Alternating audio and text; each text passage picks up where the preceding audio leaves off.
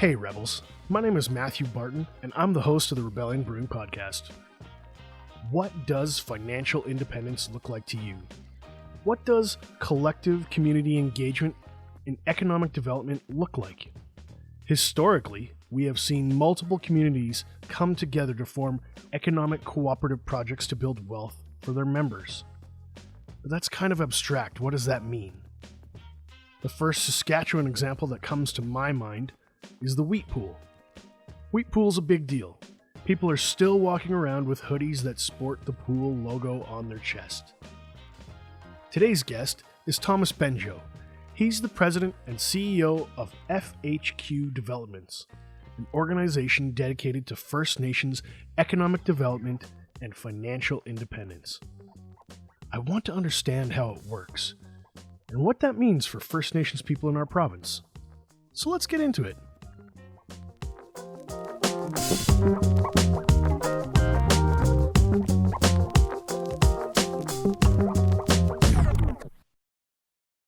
Thomas, welcome to the show. Thanks. Yeah, this is great. How's COVID times treating you? Well, things have been interesting. That's for sure. But I'm a bit of an optimist, so I'm always looking for opportunity whenever there's great challenges ahead. And with no different in our business, every time there's a challenge, we're always looking for new opportunities. So we've been able to manage through a lot of interesting new challenges and are seeing a lot of success in a lot of our business. When I tell somebody I'm going to talk to Thomas from FHQ Developments, how should I introduce it to them? I guess, one of the key things that I like to really focus on is, what is the economic impact? What is how can we do better with what we have today? How do we make things better? How do we improve the lives of people in our community? Those are the things I'm very passionate about. And of course, how do we use business and economics to make that happen and make life just a little bit better for the people in our community. What does FHQ do? How does it work? Well, we are a First Nations owned economic development corporation. So we are owned by 11 First Nations and the Foul Hills Qu'Appelle Tribal Council. So we have 12 limited partners that all have an ownership stake, in equal ownership stake in our company. And basically we do three things. So first, it's investments and partnerships. So we invest and partner and create new companies every year and try to grow our economic base and generate wealth from those investments. Second piece is our economic development function, which is focused on how do we support and create a more wholesome community or ecosystem for Indigenous business and Indigenous entrepreneurs. How do we provide resources and opportunities back to our nations and back to the citizens that live in our nations? And then just building relationships with, multiple organizations and making sure that they understand the importance of our perspective and our Indigenous knowledge and thought that needs to be considered when we're thinking about growing our economy. The third piece to our business, we actually have an HR function. So we have an HR consulting company that we've created internally. But the vision behind that is being able to manage and understand and guide Indigenous talent within our backyard and within the territories that we work. And so we're trying to, create career opportunities and hopefully advance and see people move vertically in their careers. And, also teach other organizations how to work with Indigenous organizations and how to work with Indigenous people and how to support them and allow them to thrive inside of their organization as well. So those are the main functions of our development corporation. So it's very, very broad in nature, but but very specific in terms of the key strategies that we have to grow our business and create greater impact.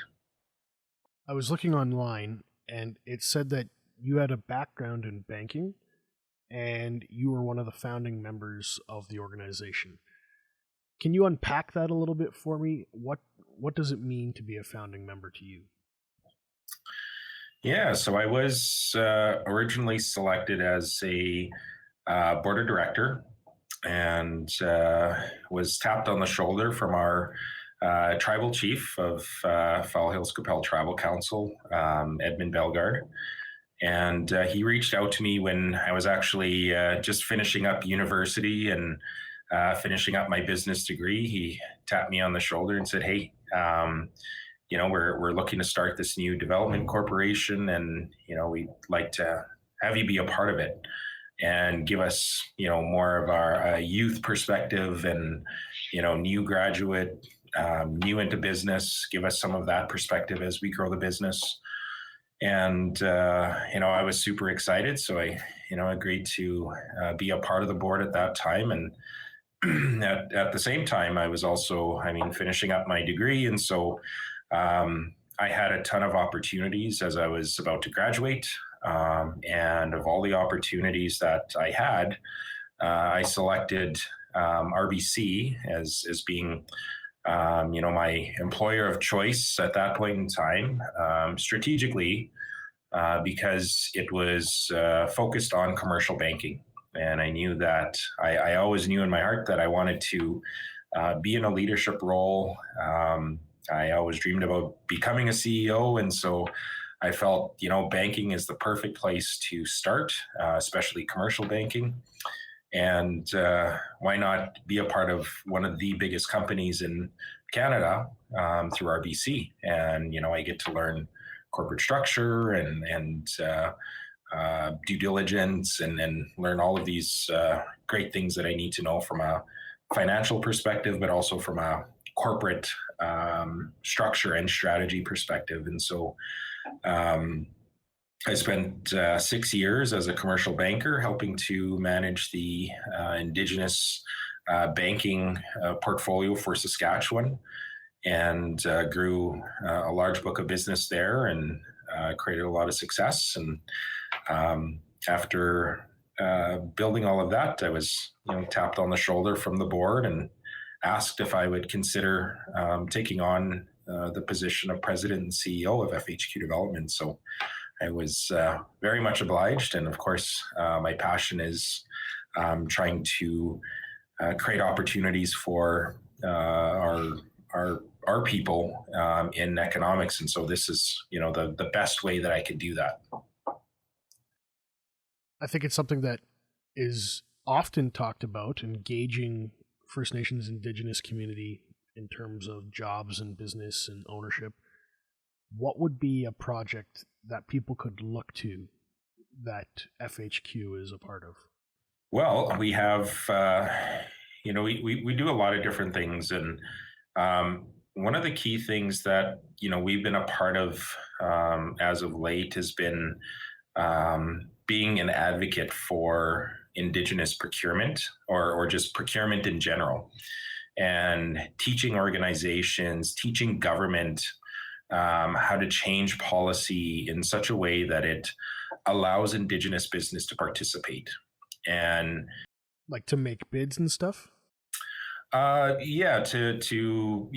be able to contract and be able to win services or be able to sell our products with those organizations. And oftentimes, a lot of the organizations, they create procurement policies, or they'll have Indigenous engagement policies, but they're often missing some of the key substance as to why we do that. Well, why do we give those opportunities? Because a lot of people in the community will see that as, oh, they're getting a handout, where we're giving them free work, and that's not what we're doing here. It's allowing us to be, or to give us the opportunity to have an equal footing in terms of participating in the economy and participating in those supply chains with government and in the private sector. You know, if we look at our history over the years, we've, there's always been support for non-Indigenous businesses when they get started, when they start working for a different organization. There's supports, there's relationships built. And when a new Indigenous business comes into the scene, that's what we're looking for. We're looking for that support. We're looking for that opportunity to be given a chance to be able to participate. And so, it's those types of relationships and understanding that we try to create in the community as to why these things are important. And this isn't just a social benefit. This is an economic benefit. We have an ever-growing Indigenous population in Saskatchewan. Our youth right now in Saskatchewan, under the age of 19, 36.2% of our youth are Indigenous and growing.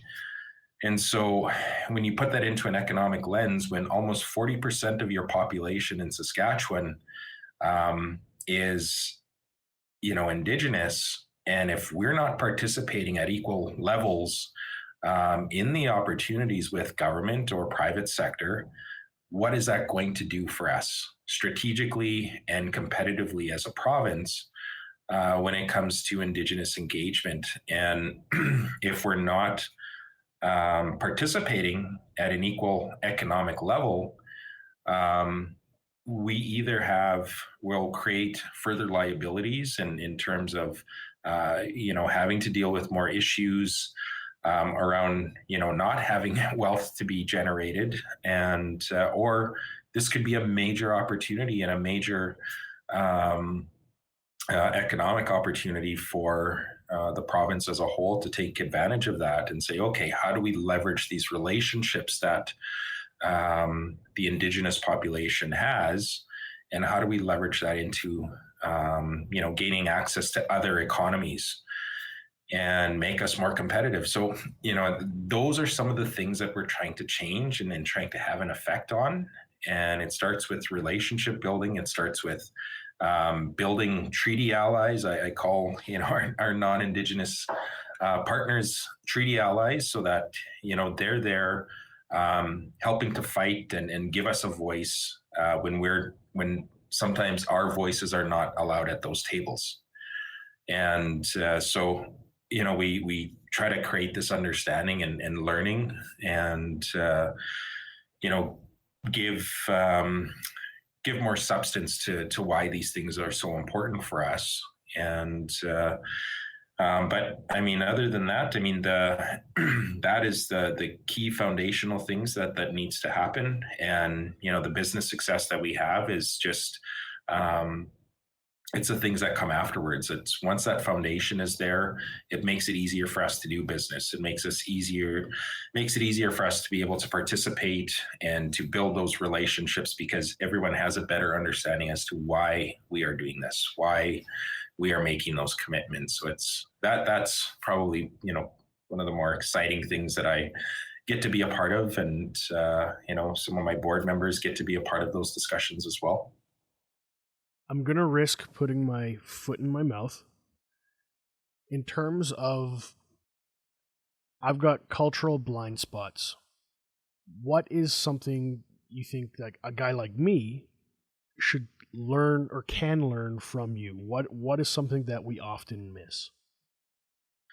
When it comes to business, it's just understanding the history. I think we a lot of times, our kids, and I see this in our kids already with the changes that we've made in our education system. They're learning about the history of Indigenous people, and unfortunately, if you weren't at that mark in time where that education was not provided to you as a citizen in Saskatchewan, attending school, you missed out on those opportunities to learn about the history and learn about the issues that we have to overcome. There is intergenerational trauma. There is intergenerational things that and policies that have affected our ability to be successful in business, to be successful as individuals. There's been things not of our doing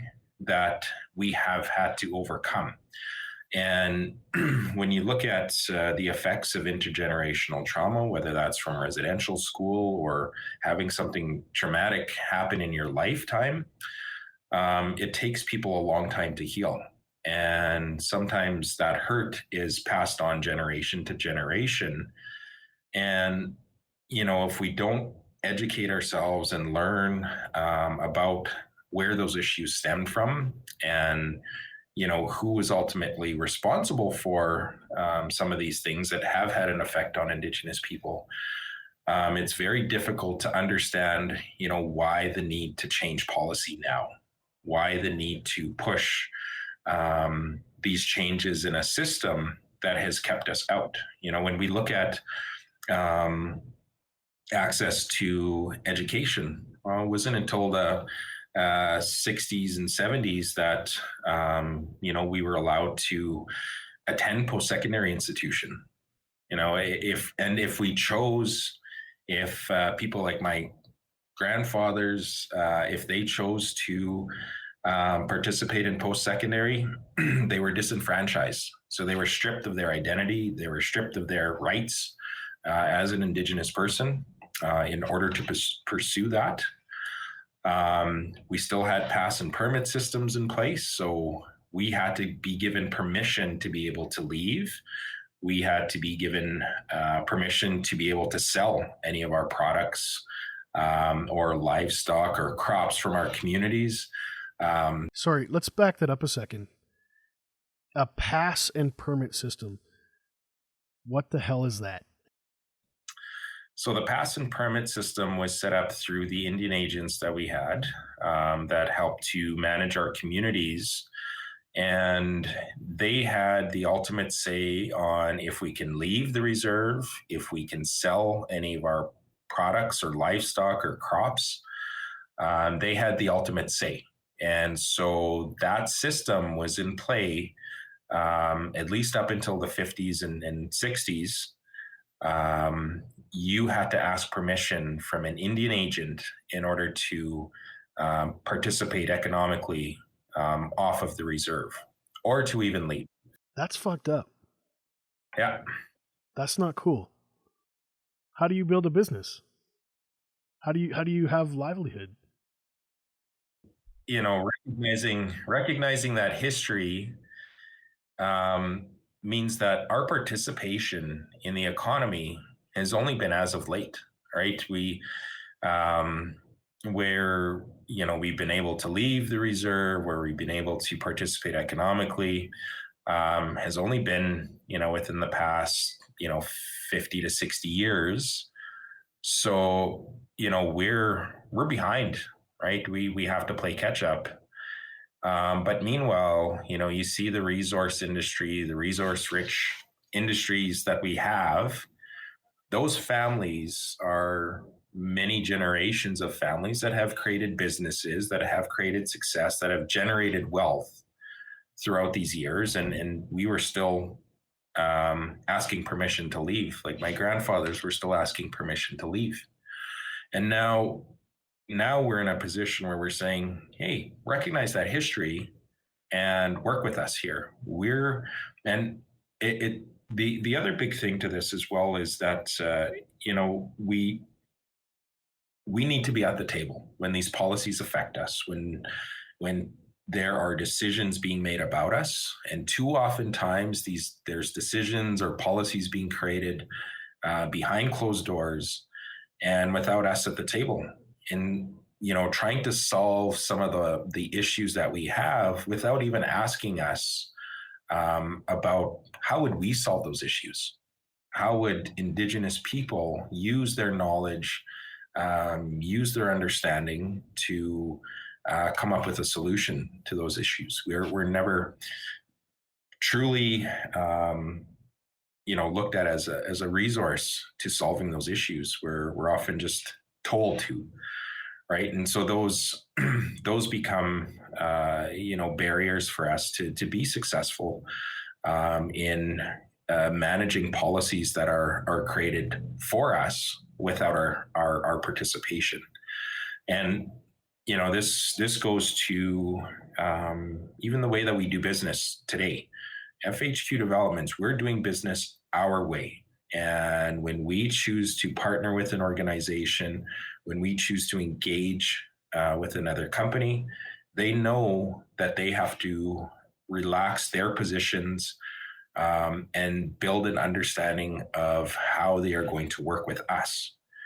And we are doing this based on our knowledge, our experience, our research that we've done about all the other successful Indigenous dev corps in the world, and the ones that haven't been so successful. We're using all the best business practices in our business model to build that understanding. And so it gives us a different position when we work with organizations. We are looking for them more so to align with our values and understanding. And that's the only way we're going to be able to work together. Because a lot of times I tell you, I send a lot of companies away or turn a lot of companies off because they don't, it doesn't make sense for them to, be a part of what we're building as a business.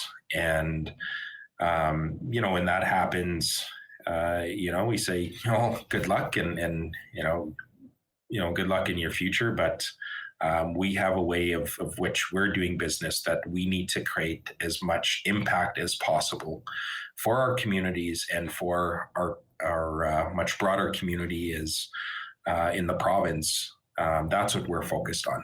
And so it's a lot of learning and but just, respecting values and contributions. But it starts with the history, and that's what needs to be understood. And the more that, we spend time doing podcasts, or I spend a lot of time lecturing at the university, I'm trying to have an effect on the minds of our future business leaders so that when it comes time for them to work with us, they'll already have an understanding. They'll be more open-minded. They won't be afraid to ask questions that can help us move to a solution a lot quicker. So it's a lot of these things become really critical to us in making sure that we build allies and build understanding of how we create success. What are some of the sectors that would touch upon the work you do? Is it like land management, crops, agriculture, oil and gas, simple services, maybe just like running a hair salon or making beer? Like what businesses do you work with? So we're heavily in the construction industry and heavily in the resource sector. We do a lot of work for the mining industry. We do work in oil and gas industry, pipelines. We have a drilling rig. We are in the hospitality industry. We own a portion of a hotel in Swift Current in behind our casino. We also have investments in Saskatchewan's only software testing company, which is Plato SaaS Testing. So we have taken a step into the tech industry as well. And, a lot of the other businesses that we have right now are more construction services. And so, being a part of, building and participating in the construction industry. And so, I mean, those are the industries we're in right now. We are looking to make some more shifts more into the tech space. I see a huge opportunity in Saskatchewan's participation in the tech space and the renewable energy front. I mean, we have the opportunity to be major equity owners in renewable energy projects. And we actually just finished signing agreements this morning to take a 49% stake in a major renewable energy project that's in the hundreds of millions. And we're hoping that we could become Saskatchewan's first major owner in a renewable energy project. And so we're making major headways in those types of industries, and we are exploring the ag tech and manufacturing and supply chain industry, and how do we make and create a presence in that industry. So our portfolio is becoming more and more diverse as we grow, and we strategically just need to make sure that everything is in alignment, and that some of our key strategies can be fully established in those industries before we make a decision to go in that direction. Who's doing it right? I mean, you work with all these different businesses. Who's doing it right? Well, I guess it's the companies that have patience. If you look at the companies that we work with right now, and we look at, when I came in as CEO, I got rid of a ton of companies. I didn't see the alignment. There wasn't a real relationship built. There wasn't a real understanding of where we're going as an organization. So if you look at the companies that we have today and the partnerships that have been built, our capacity partners, they've taken the time to understand. They've taken the time to value our values and their values and align them. And, there's been a lot of consideration around making sure that they're matching to our vision and our mission as an organization. And generally, they just want to see Indigenous people succeed, and they're willing to make changes to the way that they think that needs to be done. So instead of them coming with their own ideas to say, well, this is how we think this should go, they're saying, you tell us, Thomas, how you think that this relationship needs to be established. You tell us what strategically needs to be done so that we can successfully build a business together. And I think it's through those, that understanding and those relationships that we've been able to see significant success in a lot of the businesses that we currently own today. And, with the foundation that's been set, I think, a lot of our businesses are going to see success very early on. And, we'll be able to, focus on the sustainability of those businesses long term.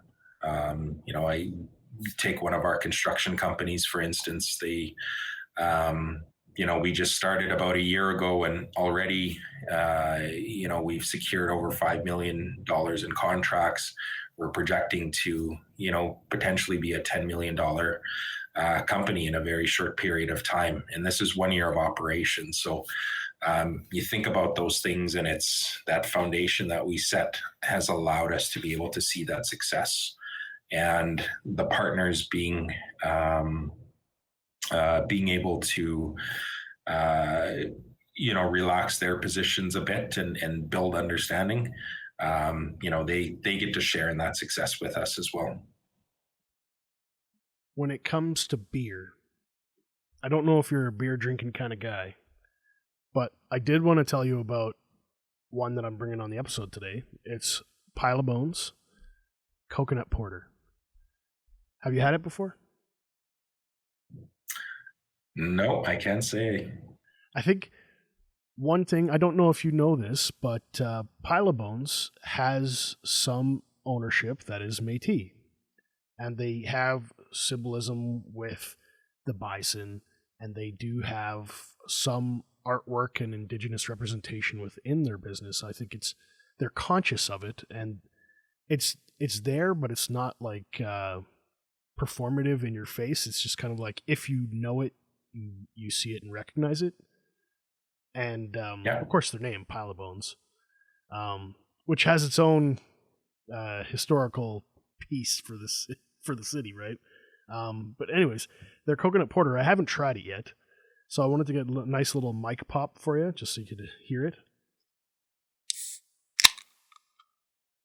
And then I was hoping to share it with you, but because of COVID and the stinking lockdown, I kind of just have to tease you.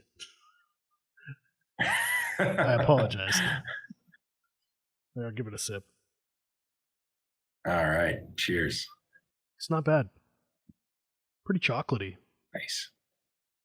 Yeah. Like a really deep, rich, dark chocolate flavor. I think you'd like it. I don't know if you like dark beers, but if you're into dark beers, I think you'd like this one.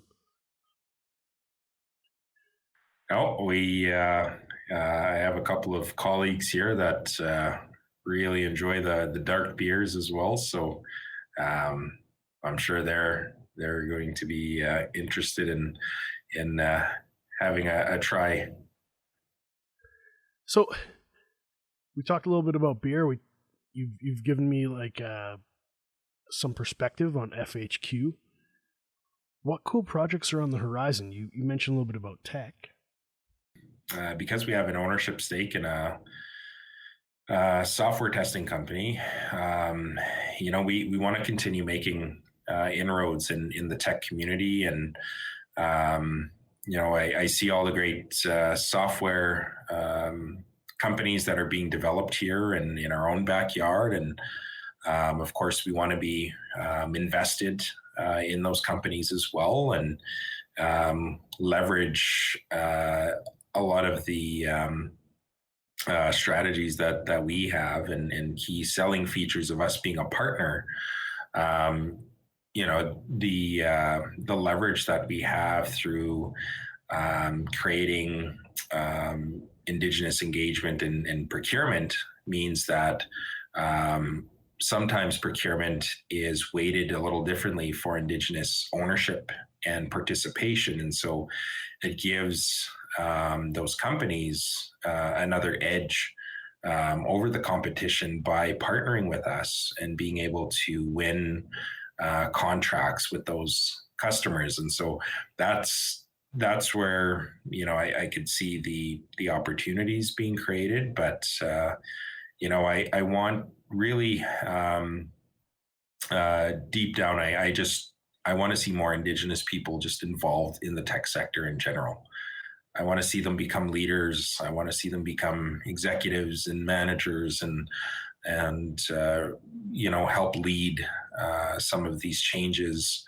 And so, when we make a decision to go into an industry like tech, we have to work backwards in our strategies as well and focus on how do we train our youth?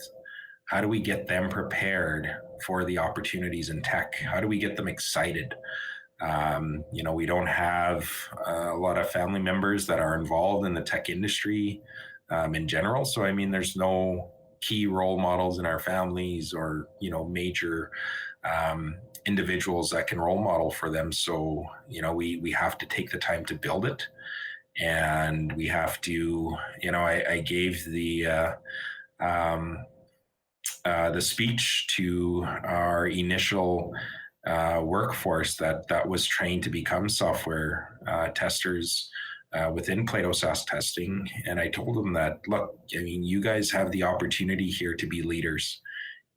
There are going to be youth from our communities that are going to look up to you and see you as a leader in this industry.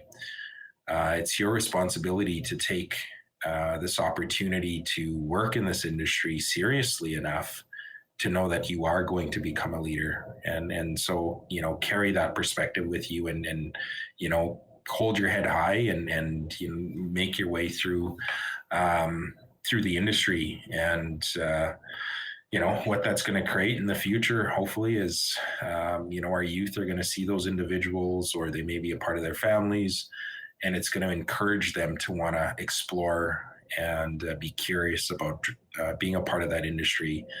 And, on the other end, we are going to create, we're involved in STEM initiatives with Indigenous youth. So we partner with other organizations, and we deliver STEM events. And so that's just to generate the opportunities to think about being in things like tech or engineering or, in the science fields where right now we're lacking a lot of the Indigenous participation in those industries. So, what can we do? What little things can we do here now to create that future workforce for ourselves? And so like our game here that we play is we're playing a long-term game. We're playing a sustainability game. We're not here to, this isn't a get rich quick scheme. This is, how do I make sure we absolutely understand the foundations and understand how we can create the greatest impact possible for our communities and for our youth. Like I want our kids to be proud of our organization, and I want them to be proud of the businesses that we're creating and be excited to want to be a part of those organizations and want to, hopefully someday take me out of my role. I want to encourage them to do that. And, I look forward to the day when, that youth grows and becomes the professional and takes me out of my role and tells me it's time to, do something else. But all I can do right now is try to encourage and help them build that confidence in themselves to see themselves doing that. And that's, how we look at, all of these exciting opportunities that we have is we're always thinking about those things, and we're always thinking 7 generations ahead when we do the things that we do. If somebody's listening to this podcast and they're saying, hey, I want to get plugged into what FHQ is doing, maybe there's business, maybe they're employee, they're just looking for opportunities, where should they go? Well, our social media is pretty active. We're always trying to share as many good news stories about what it is that we're doing. We're currently updating our website. Actually, we're going through a major renovation of our website. It's a bit dusty, but it's, FHQdev.com. That's our main website, but it's the social media feed that follow me on Twitter or LinkedIn or Facebook. We're always sharing as much as we can about what we're doing on a regular basis, and it's exciting to be hopefully at the forefront of Indigenous business and helping to change minds and seeing a lot of other individuals be a part of our journey as well. Ultimately, I just want to say thank you for your time today, man. Yeah, well, thanks for having me on the podcast, and looking forward to trying the coconut beer. And we'll put it through the test here with the team. Deadly.